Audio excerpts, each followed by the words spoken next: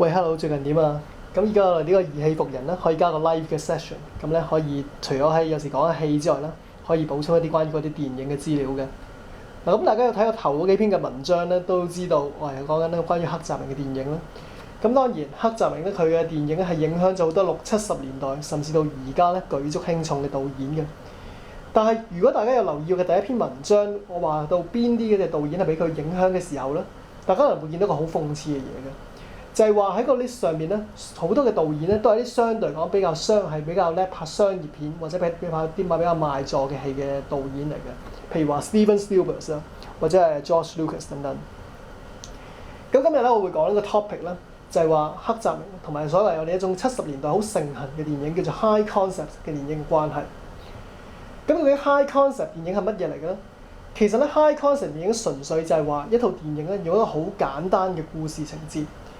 去講個故事，而唔係話要用一啲譬如好轉彎抹角啊，或者用一啲咧係好複雜嘅故事情節去吸引呢個人嚟睇嗰套戲嘅。舉個例子咧，譬如話 Steven Spielberg 佢拍嘅大白鯊，或者係 George Lucas 佢拍嘅 Star Wars 咧，就係一啲最經典嘅例子啦。當然呢兩套戲咧，當喺1975年咧同埋1977年嘅時候咧，都係破咗票房紀錄嘅。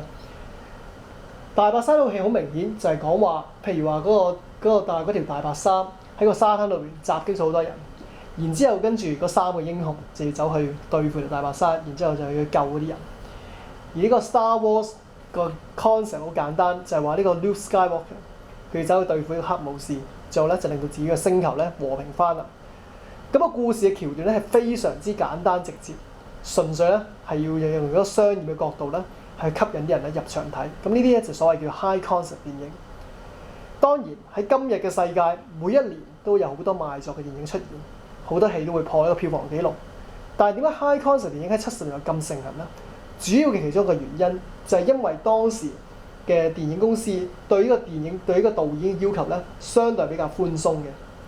即係話咧佢係會俾啲比較年輕一輩嘅導演咧多啲機會發揮自己嘅諗法，所以咧對佢哋嘅操控咧係相對咁比較低。譬如話 Steven Spielberg 啊、George Lucas 啊，以至即係教父嘅哥普拉啊等等咧。佢哋都可以入嚟喺個拍攝嘅途中咧，都係會有比較多嘅自由度，可以有諗一啲比較 original 啲嘅諗法出嚟嘅。咁而好多呢一輩嘅導演咧，即係你話係相對講比較年輕一輩嘅導演咧，當時咧都係睇咗好多黑澤明嘅戲，而覺得譬如話佢嘅戲嘅拍攝手法啊、攝影風格啊，或者係佢所探討嘅話題嘅各方面咧，都係比較即係有趣一啲啦，或者甚至可以話，譬如可能佢哋睇完呢個《Seven Samurai》之後，佢哋覺得嗰套戲咧個拍法好有型。咁所以咧，佢哋就不斷咧去企圖模仿佢哋，然之後咧就會拍成咗自己呢啲 high concept 嘅電影啦。但係講到 high concept 電影呢一個咁嘅歷史嘅時候咧，我哋一定要提一位導演嘅。嗰個導演咧個名就叫 Michael Cimino。嗱，你哋未必一定聽呢個導演嘅名，但係咧可能你哋會聽過一套電影咧，就叫做《Deer Hunter》，即係中文叫《獵鹿者》。咁呢套戲咧就係由呢個羅伯迪尼路做主角啦。咁而當年1978年嘅時候咧，呢套戲咧係贏咗奧斯卡最佳電影嘅。呢係個情節咧，主要咧就係講話關於話佢羅伯迪尼路同埋佢嘅兩個 friend 咁樣走咗去呢個越南咧，就打呢個越戰啦。但係翻嚟當然咧心靈上面受到創傷啦，而且咧佢哋仲咧即係其中嘅一個角色咧，仲係即係當時因為心理上面留咗個陰影咧，就翻到嚟不斷去玩呢個所謂嗰個俄羅斯輪盤遊戲啦。當1978年《Deer Hunter》呢套戲出現嘅時候咧，基本上全個荷里活都覺得咧 Michael Cimino 係一個天才嚟嘅。但係好不幸嘅地方就係話咧，到咗1980年嘅時候咧，佢就拍一套新嘅戲，因為當時佢當時電影公司覺得係一個天才，所以就話啊，你想拍乜我就俾你拍乜啦，即係你係有完全嘅自由度去拍你嘅下一部電影。1980年嘅時候咧，佢就拍咗一套電影叫做《Heaven's Gate》。如果你有睇過電影歷史嘅話咧，你可能會知道咧呢一套電影咧係被稱為咧係史上最差嘅電影嘅。點解會咁咧？唯一嘅原因完全係應該歸咎喺 Michael Cimino。佢因為有個太過完美主義，佢有個好大嘅野心想拍好呢套戲，所以佢就做咗好多不必要嘅嘢，令到成個拍攝嘅過程係完全超晒呢個 over budget 啦。跟住咧，令到佢同呢個電影公司嘅關係變到非常之差。當佢最後將佢第一個 draft 嘅版本交俾個電影公司嘅時候咧，嗰套戲個片長咧竟然係長達5個鐘頭。電影公司當然覺得係好唔開心啦，咁於是咧佢哋就會諗住咧就要去將佢去 cut 翻短，而當然將所謂要 edit 咗個 version 咧就唔係 Michael Cimino 本身佢想做嘅版本嚟嘅。到咗1980年嘅時候，嗰啲人咧，咁佢當呢套戲去咗戲院嘅時候咧，全部人都唔中意呢套戲，而且咧呢套戲個賣又係非常之唔賣座嘅。但係個問題就話，究竟呢個係咪一個公平嘅講法咧？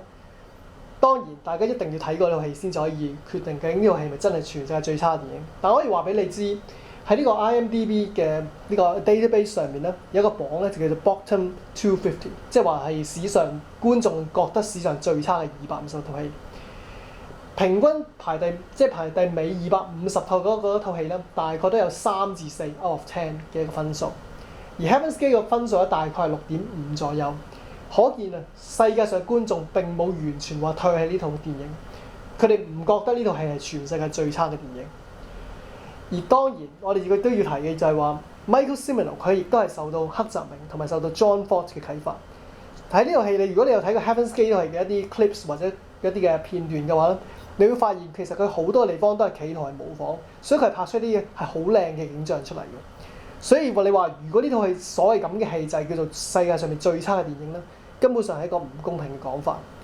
但係點解呢套戲對呢個 high concept 電影有個咁重要嘅啟示嘅原因咧？就係因為自從呢套戲嘅出現之後咧，好多嘅電影公司都覺得我哋唔可以再